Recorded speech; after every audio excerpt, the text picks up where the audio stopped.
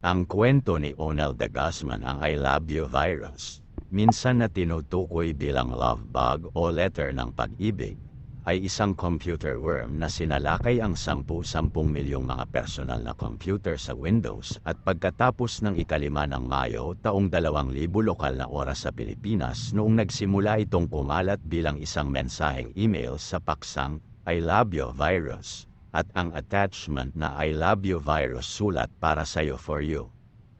txt.vbs, ang huling file extension,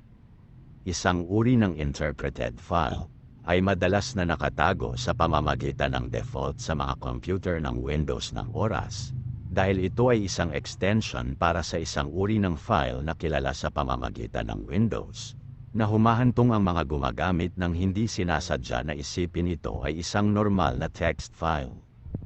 Binubuksan ang attachment na aktibo sa Visual Basic Script. Ang worm ay nakakapinsala sa lokal na makina na pinalitan ang mga random na uri ng mga file, kabilang ang mga file ng Office, mga file ng imahe, at mga file na audio. Subalit pagkatapos i-overwrite ang mga MP3 file ang virus ay matatago ang file at nagpadala ng isang kopya ng sarili nito sa lahat ng mga address sa Windows Address Book na ginagamit ng Microsoft Outlook.